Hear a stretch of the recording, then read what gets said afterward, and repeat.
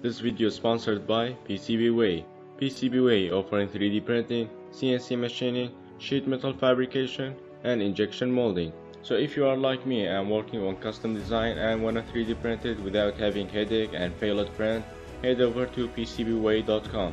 So I send most of the files to PCBWay to be 3D printed, from the chassis to glasses, headlights, and also the exhaust to be 3D printed with metal. So in the next video, we will get the package with all these 3D printed parts. PCBWay's link in the video description box below for more information. Thanks to PCBWay for sponsoring this video.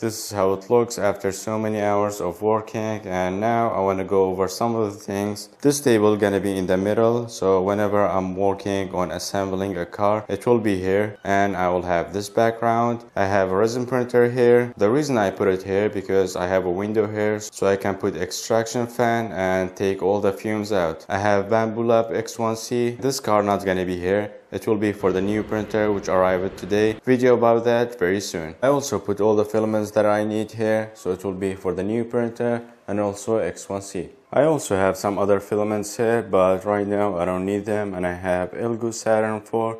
I don't need that one too because I have Elegoo Saturn 4 Ultra, which is faster. Here I have a small space whenever I'm designing and assembling, so I can see if it works or not. And I will try to put all my cars here, and I will put more shelves. Update about this, I will be swapping Simto engine with the Toyan 4-cylinder engine. So video about that very soon too. Now I'm waiting for the 3D printed metal exhaust so I can put it on this chassis. So all of my project files will be in the video description box below, from the cars and also the pegboard. So that's how it looks. If you guys have any suggestions, let me know in the comment section below. Thanks for watching, and I'll see you in the next one. Bye for now.